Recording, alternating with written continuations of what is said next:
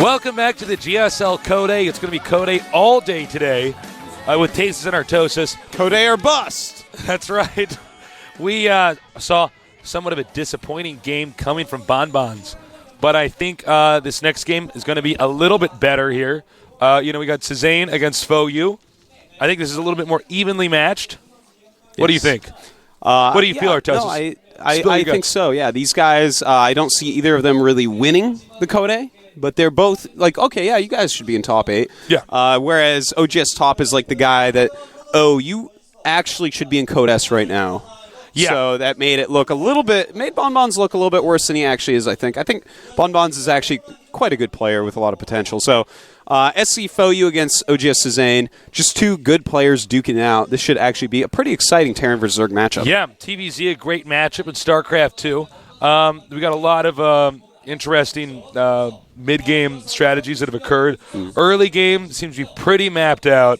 And speaking of which, let's go ahead and take a look at those players now here in their booths any second now.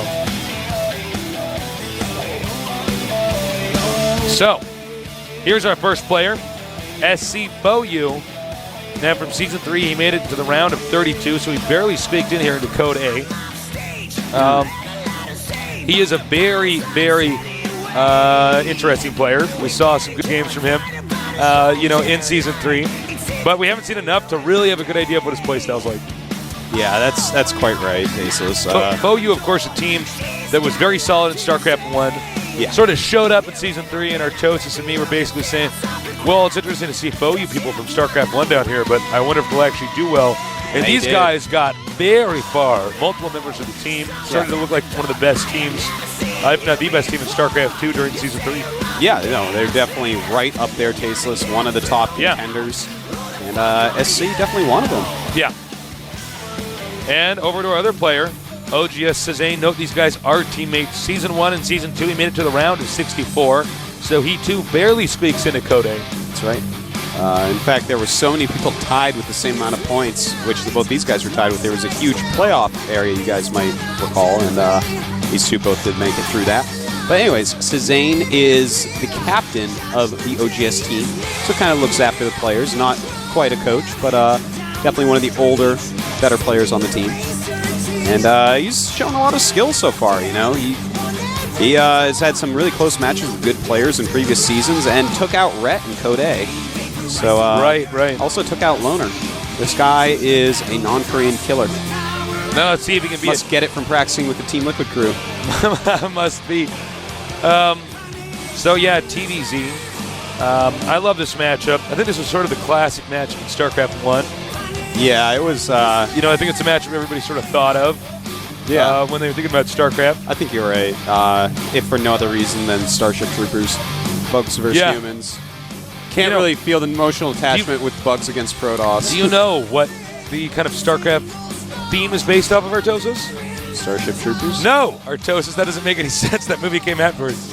God damn it, Artosis. No, that doesn't make any sense at all. It's terrible. What? It's based off Aliens versus Predator. Oh, really? Yeah, Marines and the Aliens, the Zerg, and the Predator, the Protoss. Wow. Now the maps are going to be Xel'Naga Caverns, Lost Temple, and Shakaras Plateau. Yeah, let me taste. taste. God damn it, the maps eliminated are Blistering Sands and Steps of War. Pretty standard issue there, Tasteless. Yeah, I mean, no shocker with him eliminating that. Steps of War, of course, very tough for Zerg to even get a first expansion up. Blistering Sands, Terran, if they lose the rocks in the back of the base, the Zerg basically can control the game, make it almost impossible for Terran to get the gold base. Quite true. Yep. So, it's about time to start, Tasteless. We're going to go into Xel'Naga Caverns right away. All right, let's go into those Xel'Naga Caverns. Let's bring our carabiners, our ropes, check out the bottom of the cavern, see what it's like.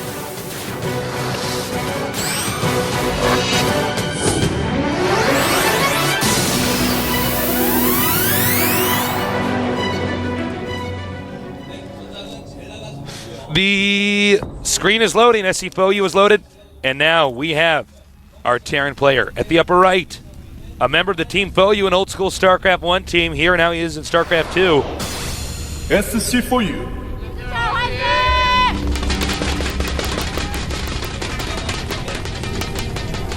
to our Zerg. Captain of the team OGS. Eliminating many foreigners from previous GSLs. He is. OGS Cezanne. All right, we're going to have, oh, nice sign there. Look at that. July Zerg plus the win equals OGS. Oh, that poor guy. Wow. Oh. Wow. Okay, I got to get back into this. Wow. Well. All right. Anyways, That says it all. That says it all. I won't add anything else to that sign. Nope. So, Zerg sending a drone out. He wants to see, is the Terran going to take his gas? Is the Terran walling in? Is the Terran perhaps getting gas before barracks? It's an interesting and pretty quick drone that he sent. It's kind of an odd timing. Oftentimes you'll send your drone with your drone to expand, or if you're going for a gas build, you'll scout a lot later. Yeah, I don't play much Zerg, but when I do play Zerg, I send the second drone with the first drone. Second drone with the first drone. You start with 6 drones. I start out with a second drone and then get a first drone. Tasteless doesn't get to start with as many drones because he knows things like the Tasteless build, Tasteless secret hallway. Yeah, it's just, it would be unfair. What I was talking about was, when you get that hatchery up, and then sometimes you scout with the drone. Yeah. Sometimes people send 2 drones. Yeah. So they can fight up an SCV if it's going to block. Yeah, that's how I do it. That's how I do it. So we see 2 barracks opening for SC Foyu. Pretty standard. Pretty good. OGS Cezanne, despite the very fast scout, goes hatchery first. Now, normally if you do that fast scout, you're going to react a little bit more to what your opponent's doing. The 2 barracks Marine on this map particularly can be quite nice because a spine crawler doesn't help a lot. There's nowhere to put it to protect the hatchery and your ramp. So I'm surprised that he actually decided, despite scouting so quickly, to go hatchery first anyways. I wonder what the exact meaning of that drone scout truly was. What does it mean? What does it mean, Tasteless? What is the meaning of drone scout? That is the real question. Yeah, I totally agree with you, though. I mean, he gets a spawning pool. I think doesn't get a spawning pool. Why is he not? He scouted 2 barracks. I mean, you normally scout for a reason, and it's usually so that you can respond. We're going to see a bunker push. A certain style of bunker pushing. You make the first one in the back, the second one in the front. Cezanne aware of the presence of that bunker. And there are Zerglings being made, but realistically, this bunker push is going to push forward pretty well. He's going to have to rely upon spine crawlers to eventually push his way out of this. I'm going to be shocked if this works. I'm going to be very disappointed in Cezanne. Well, Cezanne is making some odd decisions. We'll have to see, though. He is making a Baneling Nest very, very quickly as opposed to speed. So he may just choose to try to bust out with Banelings, which could work quite well. Before speed upgrade on creep, as long as they don't stem, you can do fine. Just pushing back and back and back. He's got to be very careful. Doesn't want to lose his hatchery. Baneling Nest on the way. If you notice, Foyu loaded those Marines just as the animation of the bunker starts. You can actually, you don't have to wait for the animation of the bunker completing to get your Marines in there. Baneling you can actually sneak them in there just like that. Now he's getting pretty low. I mean, it looks like he's going to lose the hatchery. This timing is very close, but yeah, I think you're right, Tasteless. Banelings just aren't going to be ready in time. SC Foyu actually just slipped inside. He is making... Oh, no. Oh, no. Tasteless. He's making some Banelings, but I think that the hatchery dies first if you target. He has sacrificed the queen at this point. And this is going to be so close, Tasteless. Here we go. It's gone. Wait, what? He might as well just go over there with the SCVs. Wait, I can't... It's 13 hit points left on that hatchery. Oh, that's it. Just go for it. It is gone. All right, there we go. So the timing on that did not work out for Cezanne. I wonder if he had ever actually timed that before. It definitely did not work. And now, basically, Cezanne is so far behind Tasteless. So far behind. I'm trying to think of an analogy of how far behind he truly is. He's lost that. He's already gotten Baneling tech. His economy is just... It is not looking good. This is just unreal. And first of all, to sell that bunker, Tasteless. Cezanne scouts. Oh my God. He gets his money back on that bunker. SC is out of control. Excuse me. Yeah. Now, obviously, the only thing Zerg can do is try to make some Banelings. Ball up the expansion. Well, it looks like he's just going to go ahead with an expansion build. If I were Terran, I would actually not land that down there. I would just try to weather out the situation. Yeah. Looks like Cezanne starting a new hatchery. A fresh start for Cezanne. You know, when I look at Cezanne's play style, it just makes me think of a player who just isn't really thinking on his feet. I mean, he scouted 2 barracks, and he's like, hatchery. And it's like, well, no, Cezanne, you don't want to do that, because if you see 2 barracks, that means the one build that's strong against is hatchery first. Yeah. He would have actually been better off going hatchery first and not scouting it. At least that drone that he scouted with would have gotten more minerals, maybe gotten a few extra Zerglings out, maybe an additional spine crawler. The way it went, you are completely right, Tasis. He had to have something planned. I don't know what it was. So, Zergling speed is done. Very quick evolution chamber. I think we're going to see a funny transition from Cezanne from getting way behind into a Zergling Baneling only build.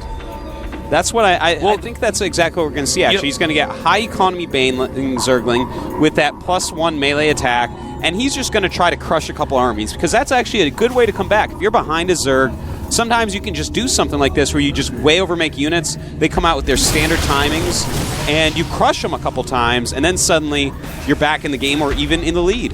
And in fact, he's even, look at that, getting a 3rd hatchery. Now I'm certain that's what he's doing. Now, I have a quick question, Artosis. Yes. I normally want to ask something like this, but I'm confused. He's getting melee attack. Yes. The melee attack does not help Banelings, right? It does help Banelings. It does help Banelings? Yes. Oh, no. Oh, yes. Tasteless is a noob. It's okay, you don't play Zerg, I forgive you. Tasteless is a noob. I'm in Korea, I've lost face. This is just terrible. This is one of those moments where I'm going to have to get up and just run out of the studio full speed. You want me to show you what me. You know what you want me to, I'm going to show you what you just did. Tasteless like, Schnurf, I don't know, Schnurf. Does it attack? I'm a Schnurf. This is Code A, and the casting is as bad as some of the strategies we've seen from the players. No, if there's anybody that's a Schnurf right now, it's going to be Cezanne. Oh, really? Actually, there's got to be some other word we can come up with besides Schnarf to describe what Cezanne did. We'll think about it and come back. Well, last time I outdated robot? I don't know. Yeah, last time I said something like that, people got angry, so I'll just keep my mouth shut. Now we have Lings peeking around. Yep. I really like this by Cezanne taking the 3rd base right now. Just taking it right away. He's like over-droning. He's getting his +1 carapace at this point. Just staying on hatchery tech, a ton of hatcheries, just Zerglings and Banelings. This is actually a brilliant step at coming back. Look at this. We have a huge attack moving out. A ton of Zerglings are being made. He does have that +1 melee attack. He's probably going to have to land a Baneling or 2 on that army as well. So, he's making some. Sorry, Artosis, go ahead. No, that's it, Tasteless. He's got to land a couple Banelings on this army. This pure Zerglings is not going to be able to take that out since it already has stem. If Terran's doing this right, he's going to have the Marines and Marauders on one control group and then just the Marines on another. So he can stem attack, and then as he sees the Banelings coming, run with the Marine control group. That's right. Nice job cleaning up the creep here. That's right. And, a layer has been started, and he's going to want to save. Ooh, it looks like SC is going to check for that base, and oh no, Cezanne needs this base not to die. This is an important hatchery. Instead, he's going to counterattack. That's smart. But when he sees what's here, he's going to turn around, because no way he's stopping that. Really no way he could have stopped that extra base from dying. It was a well-hidden base, but SC, he felt it in Force Tasteless. He felt the disturbance. There were too many hatcheries on the map, and he knew it. Well, SC, I keep calling him Foyu. What's with me today? SC really SC was a stronger player here. Yeah, he's looking better right now, but I do like the strategies that we are seeing. Well, it looks like Cezanne's response after getting this far behind is probably the best that he could possibly do. You know, he might as well just pure Link Baneling. It's just something to catch your opponent off guard if he overcommits anywhere. So the thing is, if it's a more normal game, they're less likely to overcommit. It's when they're ahead that sometimes they're like, well, I'm ahead, this should work. And then it just doesn't. So that's kind of what he's relying on. Now, this next attack taste is going to be awesome. Oh, he's going down. Marauders all in the front. Baneling's not going to be able to get to those Marines at all. But the Marauders are a little bit clumped. does decide to go in with those Banes, and now he's going to hit. Oh, no way. Oh, me, oh, my, oh, pumpkin pie. We just saw the Marines go to the sky, Tasteless. Wow. They are dead, and that was really nice. It's exactly what Cezanne was waiting for, an overcommittal of forces. For some reason, he went through the Tasteless secret hallway. No, the secret hallway is the one at the upper left. Yeah, I'm sorry. Everybody knows about the hallway at the bottom right. Yeah, no, that's like part of the map. That really, though, that is exactly what he was looking for. And now Cezanne, I am choosing to take this game, Tasteless. His supply has gotten higher at this point. It is 96 to 105. We see another attack come out from SC. What makes him think that this one's going to work when it's smaller than the last? I don't know. Well, he didn't need to be going around the map attacking. When he killed that expansion, I think that's when it's time to go home. Absolutely. And turtle up. You go home and you giggle because you're 2-base versus 2-base on a Zerg, and you've had your second base longer than he's had his. You just giggle. That's it. It's all about giggling. It's all about giggling up. And this is maybe not the best choice. Terran will definitely hold this off. Yeah, but not the way you want to do it. You got to keep your Banelings and your Lings at least somewhat close together. He does have a lot of Zerglings on the way. Unfortunately, he's going to lose his hatchery once again. But his upgrades are superior right now. Infestors being made, by the way, and against no siege tanks yet. And it looks like no siege tanks ever because he's not making siege tanks. That's going to be absolutely brilliant. Oh, you could have forced a cancel. He wants to now. Oh, Banelings coming in! He's trying to get want to get out of there so badly. Oh. He looks like he didn't manage to get rid of the rest of the Banelings. Cezanne's attack stifled here. Still, Cezanne doing a great job right now. He is getting out some Infestors. And here's the thing. If you're not going siege tanks against Infestors, the Infestors can completely shut down the Terran army. Yeah, and it'll actually immobilize them entirely. Yeah, and not only that, but, I mean, two fungal growths takes out Marines. Just a fungal growth or two is going to drain all of the energy off your medevacs. It stops everything so you can't micro against Banelings and or Zerglings. It's actually, Infestor play is insanely good against Terran when there's no siege tanks. So, the Infestors are going to be out soon. Actually, 2 are already out, excuse me. All Terran has to do, though, mind you, is keep Zerg from getting a third base. Yeah. While he takes his own third base. Yeah, no matter how many times Cezanne kills the army, if he can't get a third base up, there's just really no way to actually kill his opponent. Now we do have pathogen glands on the way. It's going to help his Infestors pop out with enough to fungal growth. And Tasteless, this attack coming at the third base. Oh. Uh-oh. Never mind. It's not coming. Turn around. There's just so many Marines there. Fungal growth is going to absolutely eat this. It's going to eat it like it's a delicious and tasty oatmeal cookie. Looks like he wants to drop down here. This is smart. Trying to block anything from attacking into that. Uh-oh. High ground. Cezanne has got to get moving, man. He can't be losing this hatchery no matter what. And also a drop in the main base. Here we go. And a nice fungal growth. Is he going to get the hatchery? Yes, he is. That is a big mistake by Cezanne to allow that to occur. Very slow reaction times by Cezanne. Very nice play in a lot of ways, but he just keeps losing those bases, Tasteless. So one thing you cannot do. Well, Terran's going to get the gold pretty soon. Yeah, and once he gets the gold and puts up a planetary, ooh. Whoa. Whoa. That's exactly what I was thinking. Yeah. More like, whoa. Or maybe, whoa. Well, it matters whose side you're on. Whoa, that's on Zerg's side. Yeah. Ooh, that's on the Terran side. Yeah. Or, well, hold that thought. We got an attack here. All right, fungal growth time. Nice target firing on one of those. Does not have a lot of units with those Infestors. You definitely do need to back them up. Siege tanks are being made by SC Foyu now, realizing, oh, Infestors are out, I need siege tanks, or I will lose. SC Foyu trying to take bases once again. This poor guy, every time he gets a third base up, it dies. Every time. You know, Zerg can't be in that kind of position. He's lost like 4 hatcheries this game. Now that I think about it. 4 expansion hatcheries. That's a lot of exactly expansion correct. hatcheries. Yeah. That's a lot to lose. And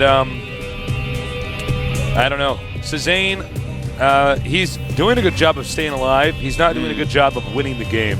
No. Yeah, he is just kind of staying alive right now. But the thing is, he's working up some areas that are going to help out a lot. For instance, right now, +2 melee attack, +2 carapace.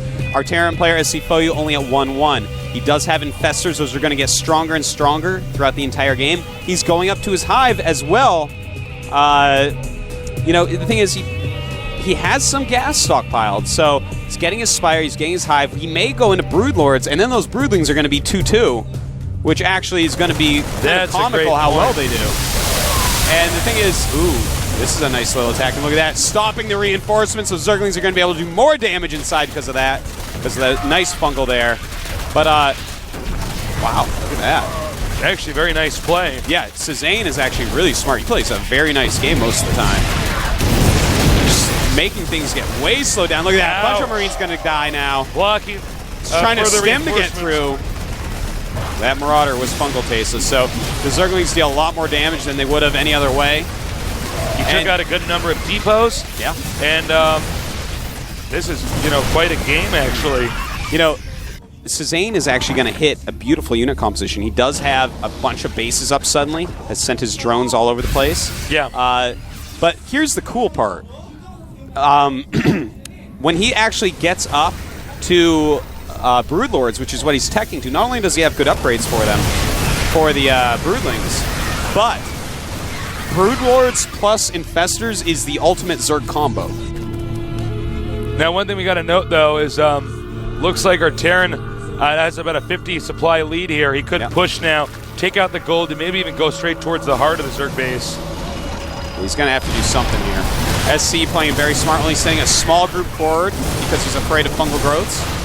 Does not want a huge part of his army to be fungal. Now he's going to stem with that army over there. He's going to attack this at the bottom right. Base. Oh, poor Cezanne, man. This is getting very, very hard for him. And he's going to dart out of there just in time. He might want to stem again here. And he does. He may and he does. Now, here is the thing. There are 5 Broodlords being made, so this game is not by any means over. Cezanne still has potential. He just got scanned on his broods, so suddenly we're going to see a lot of Vikings being made, but there's going to be this fun timing where these Broodlords can do a lot of damage. As long as he has some Infestors around, they can survive for some time. Looks like Terran very smartly pulls back here. He wants to be in a safe location near his planetary, so let's say the Broodlords do come, he can at least use a planetary as cover along with the rest of his army. No, Broodlord's not very mobile, so he's going to try to do a drop over here as well. Not far from, don't tell anybody, but it is the tasteless secret hallway. That's right. Zelnaga Caverns. I'm surprised that Cezanne is playing a completely defensive game right now. You know, the thing is, Vikings are being made. Those Broodlords, their value is going to go down and down and down. You know, there were good situations where he could have done some attacks, you know, some pressure with his Infestors sitting there, you know, pressure the gold base, shoot some Broodlings into there so that the SCVs can't mine. Just slow down a little bit, try to force your opponent into engaging in an area he doesn't want to. So you fungal some Marines and attack with Broodlords. They are not long for this world, tasteless. All right, here we go.